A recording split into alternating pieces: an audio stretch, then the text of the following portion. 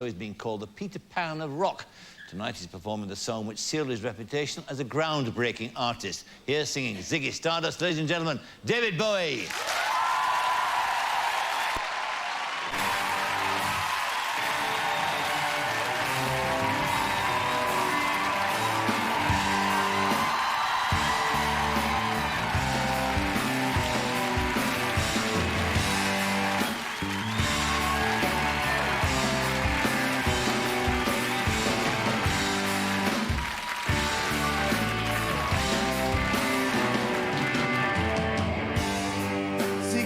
Guitar, jamming good with weird angular spiders from Mars. Well, he played in left hand, but we made it too far. Became a special man, then we were Ziggy's band. Ziggy really sang, screwed up eyes, screwed down and cat from Japan. He could kill him by smiling. He could leave him to hand. Came on so loaded man, well hung so white tan. So where were the spiders while the flies tried to break our bones? To be a light to guide us. So he bitched about his hands. Should we cut his sweet hands? No.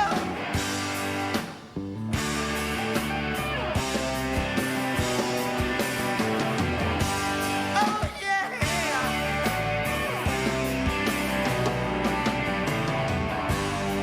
Ziggy played for time, jiving us up.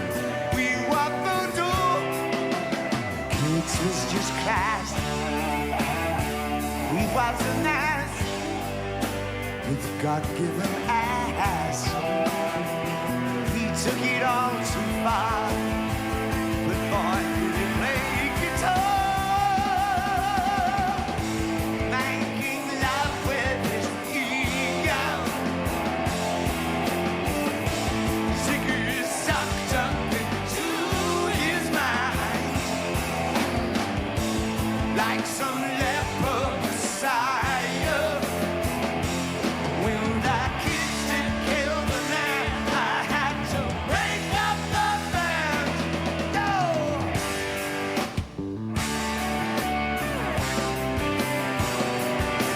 Oh no, no, no.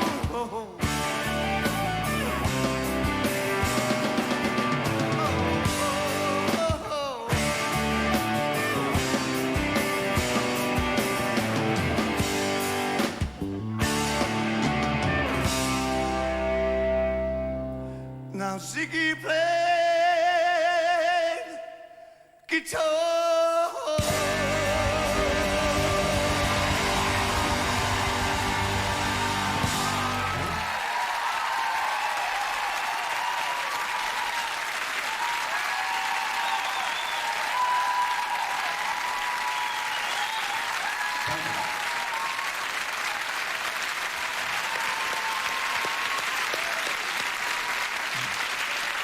David Bowie and David will be performing another song and chatting later on in the show. Now, my next guest was the sharpest television critic and is going to significantly add to that number with his new album called Reality. Here singing The Loneliest Guy, a song from the album. Ladies and gentlemen, welcome back, David Bowie.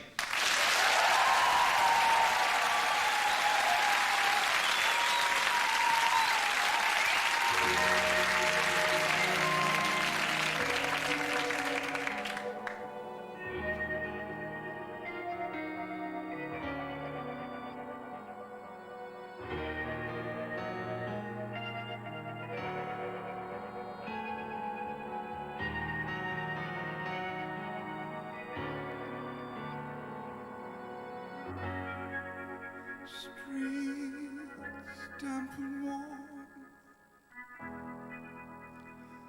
empty smell metal. We Words between buildings, pictures on my hard drive, but I'm the luckiest guy, not the loneliest guy.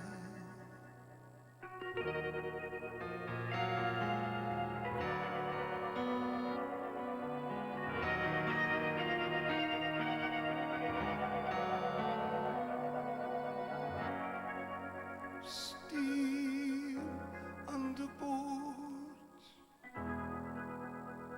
shards by the mirror's frame, clouds green and low, no sign, no nothing, no. But I'm the luckiest guy, not the loneliest guy. Oh, the pages that have turned,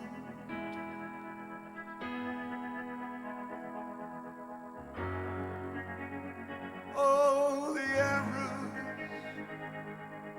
left unlearned. Oh, but I'm the luckiest guy,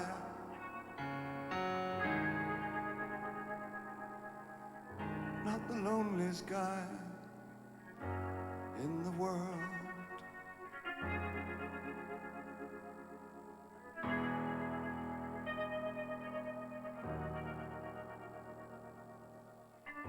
Not me.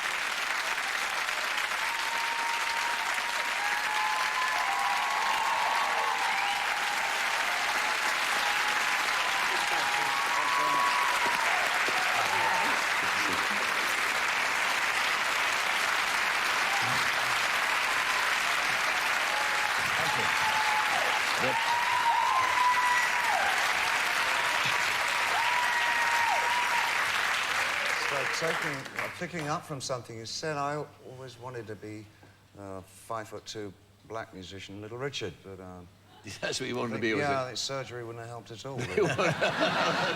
I met Little Richard. I met Little Richard. He's not little. He's about 7 feet high. You didn't That's know? the other Little Richard. No, that's his big brother. Big Little Richard. Big Little Richard, yeah. But he's got funny eyes. Did you notice that? Yeah. He's got these. He's got my eyes. Has he? Yes, Odd it's eyes. a deal we made. Swapping eyes. Nice book of poetry. That first poem is really funny. That's really good. That's music to my ears. Yeah, the book of my enemy has been reminded. Yes! It's one of those poems. It was a true emotion, yeah. Yeah, It's it's a a great very rock form of and roll revenge, kind of isn't it? thing, that sentiment and that. Yeah. Roddy's album, oh no, really? Nobody's buying it? God, no. Yes. It's a really horrible, but very human trait. Did you ever think of, do you ever write poetry yourself? No. No, I'll just stay with the rock lyric. It's what I do best, and the poetry that I have written always looks like it needs a melody with it, and that's what ends up. Well, it's a poem. This time it'll be a poem, and you know, it goes down like a poem. But then I thought, and I end up reading it like that. Yes. But I can't write on tour because I'm touring at the moment. No, I know that. But It's not anything I can do on tour. I can't imagine that you... How old are you now? You're what? I've got 70 in 3 weeks' time. something like that. You're not So I'm doing better than both of you, 70 yeah? years, no, no. You're 50. Pretty good. But Do you know, I thought about that. It's only 13 years for me to be 70. And that's only as long as I've been married to my wife, you know. That's 13 years. So I looked at, well, how long's that going to feel from now till 70? So I went, kind of went backwards through time, 13 years to when I first met my wife. Do you know, it's not long. It's not, is it? No, it's really just round the corner. As you get older, things gallop away from you, like the years gallop They certainly do. They do. Friends and everything. But there's one big advantage. There's one big Oh, well, advantage it's which Bowie. he's not going to need. You know? There's one big advantage, and you're not going to admit to, and that's the bus pass. I just got mine, you know. Yeah, I can travel free. Buy your own bus, it's easier. Yeah. And they rock and roll. They buy your own bus. But do you ever imagine you'll be touring as long as you've been touring? I mean, what? I mean, No, I mean, you know, I had this poetic, romantic, kind of juvenile idea that I would be dead by 30, you know, because that's all artists think. I'll be dead by 30, you know, I'm going to get TB and die and loss of blood, Audrey Beardsley and all that. And, but you don't, you know, you get past it and then suddenly you're 30 and you're 40 and then you're 50 and 57 and all that. And it's a new land, you know. Sure. I'm a pioneer. Me and my kind. That's right. Christopher Isherwood. Me and my kind, just sort of scraping the edge of what this thing is about being a rock and roller at 57. Right. But my revenge is all these bands that are below us, you know, they've got to do this. So they're kind of saying, yeah, they're like really old, but secretly they're thinking, I better watch how he does it, because I'm going to get this. Because there's no precedent. Travis, you know, sitting there. I bet he dyes his hair. That's never flattered. Well, that's true. I mean, you're the first generation, of course. No precedent. Do you know, it's funny we're talking about toupees. I wonder if I should name him. No, I better not. Go on. Celebrity, no, I can't do that. It's not my thing. My hairdresser used to work for him and was sacked because he didn't glue his toupee down properly for stage one night. And he has a fan in front, like we all do, to keep us cool, you know. And the fan was going, he was doing something very attractive and highly sensitive on the guitar. And his toupee was like a little... this dancing furry animal on the top of his head. And the audience were like in fits. They were falling into the aisles from the sensitive, you know, very socially serious kind of writer. And he went ape shit after this. I used to have I've sat opposite and peered at some of the best tubes in the business, as you can imagine, for my job, yes. And I used to have that irresistible urge to pull one off. I used to have to sit on my hands at times, because I sit there thinking... You have to make sure, though, that they've got one, because sometimes they look as if they've got one. I could see the canvas. These are the days when the tubes are not like that. See, Ronald Reagan did not wear a tube. Ronald Reagan, they used to take him at night while he was asleep and dip him upside down in a bath full of ink. So his hair was black. Somebody once said he was prematurely orange. But I tell you one thing about him for sure, he did not wear a wig. He just looked as if he wore one. I see, right. You could make a very bad mistake. Whereas I saw Charlton Heston once in Hollywood. He wasn't really a president, he just looked as if he was. OK. What about what's the difference now, touring now, and touring as that manifestation you had over there, Ziggy? What's the difference? The big difference, probably, Jordan's breasts are even bigger now than in Ziggy's day, I guess. Well, you know, this God came to me and he said, let there be Ziggy. And I said, what's he going to look like? He's like Eddie Izzard without the breasts, you know. So I was hard because Eddie wasn't around. Eddie came to the show the other night, and do you know what? We didn't talk about high heel shoes. We talked about machine guns and different types of artillery. And was he in female mode? I mean, was he? No. He was Eddie mode, I suppose. He was just, you know, a simple nail varnish and a cashmere sweater. He's thoroughly charming. But he's violence crazy, you know. He's like totally into the army thing. And he loves talking about, you know, operations and how you defeat the enemy and with lipstick and a handbag. But what was Ziggy about? I mean, what was that gay Martian? It was on the premise was men are from Mars, I'm from Bromley. I'm just a bit different from other men in that way, you know, and I just saw the world in a bit of another kind of fashion. And it was sort of, I don't know, it was about pushing together all the pieces and all the things that fascinated me culturally, everything from kabuki theatre to Jacques Brel, you know, and to Little Richard, to drag acts, and everything about it was sort of a hybrid of everything I liked. Because it seemed to me that rock and roll was such fundamentally an American thing that they believe in. They still do believe it to have an intrinsic American value, you know. And I knew it wasn't English, so we weren't really rock and rollers. We were kind of just playing around with the idea of rock and roll. I thought, well, let's take that to the next stage. How far can you talk about rock and roll, but with using rock and roll? It got quite arty in that way.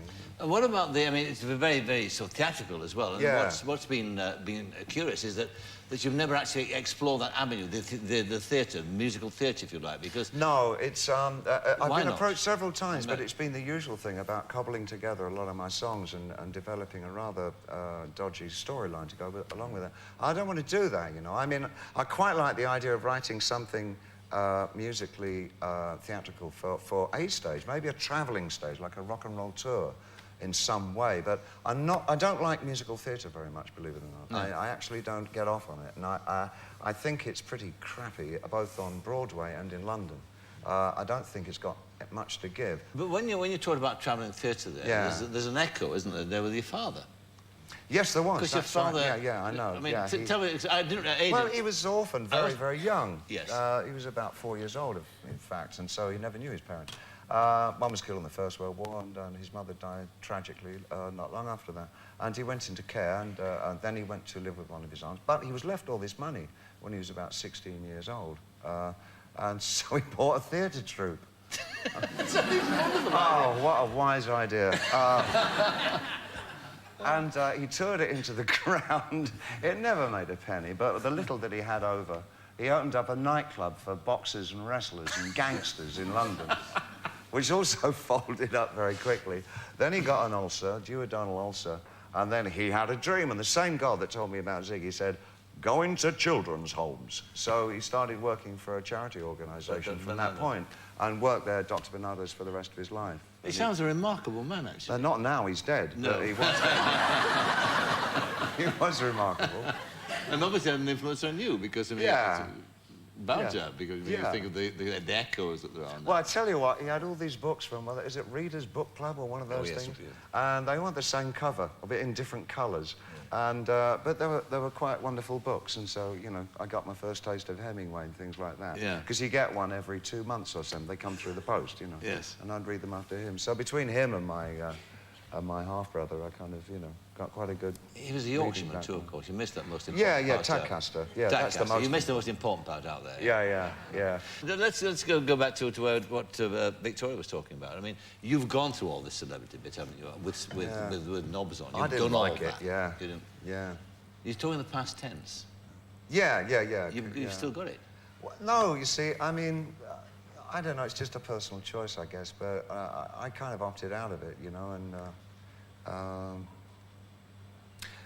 I'm not a secretive person, but I live a quite private life, you know, my wife and I, and we just find that we're happiest in a place where we can remain and live our life on a day-to-day basis, very anonymously, and we actually find that in New York.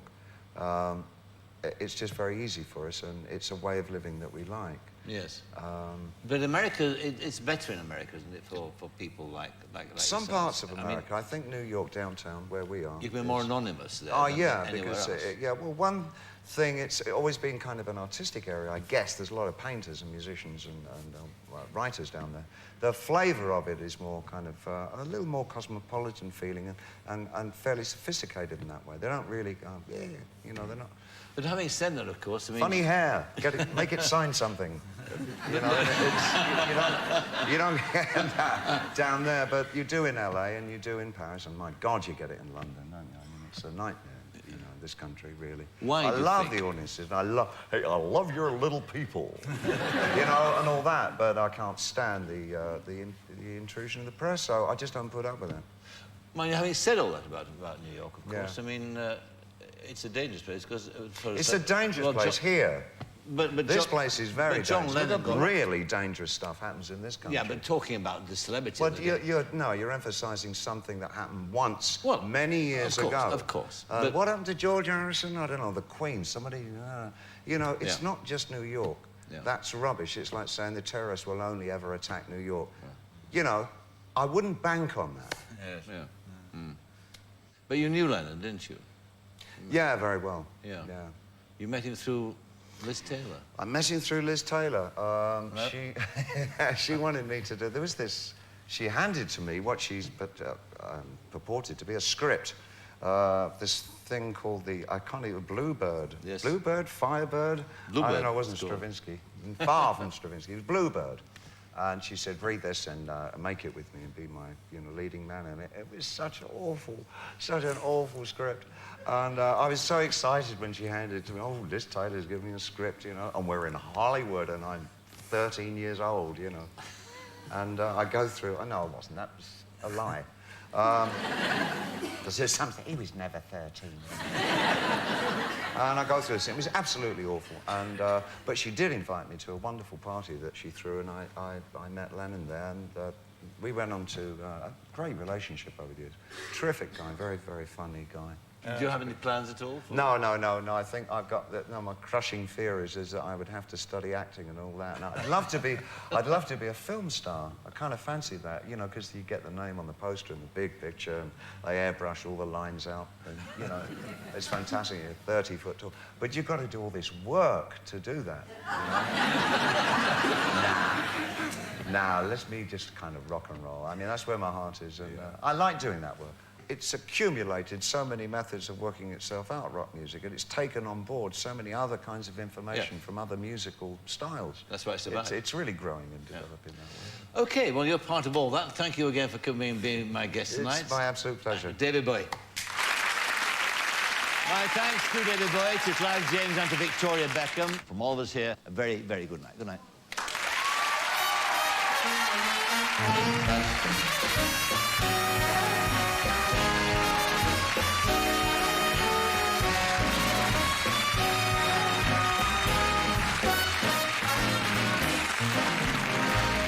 Stay with us for a look at next week's Parkinson in just a moment. But first... Hello, this is Andrew Denton, and this Monday night on Enough Rope, my very special guest. Yes, the one, the only Mel Brooks. Think Young Frankenstein. Think Blazing Saddles. Think the producers. Think Enough Rope. Monday night, 9:30. Mel Brooks, see you there.